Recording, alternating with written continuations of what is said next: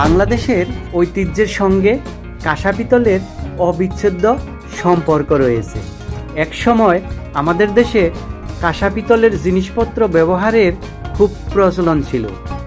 বিশেষ করে রান্নাঘরের তৈজসপত্র ও ব্যবহার্য সামগ্রীর ক্ষেত্রে কাঁসা পিতলের থালা, বাটি, গ্লাস, রান্নার হাঁড়ি ইত্যাদি ব্যবহার করা হতো।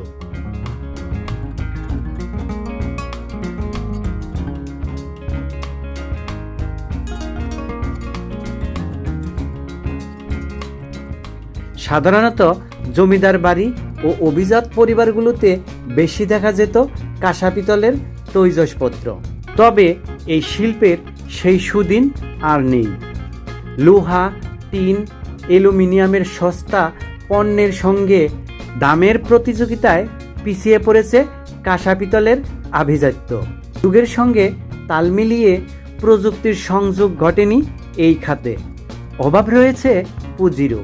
এই ত্রিফলার খোঁচাতেই ধুঁকছে কাঁসা পিতল শিল্প, ধুঁকছে এই শিল্পের সঙ্গে যুক্ত পরিবারগুলো।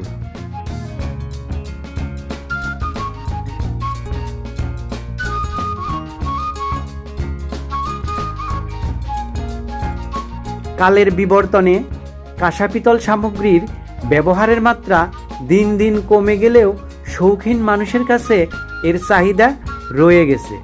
অন্দরসজ্জার উপকরণ হিসেবেও ইদানিং ঘরে শোভা পাচ্ছে কাঁসা পিতলের সামগ্রী।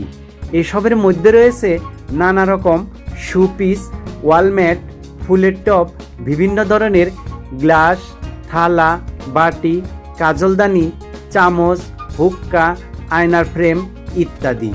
কাঁসা পিতল সামগ্রী শিল্পের সঙ্গে যুক্ত সংশ্লিষ্টরা জানান, সরকার সহযোগিতা করলে এই শিল্পপণ্য রপ্তানি করে দেশে প্রচুর বিদেশি মুদ্রা আয় করা সম্ভব।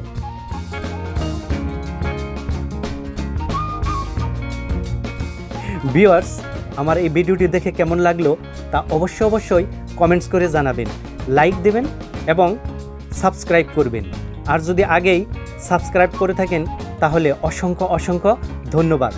আপনি আপনার নিজের জীবনকে ভালোবাসুন, সুস্থ থাকুন, সুন্দর থাকুন।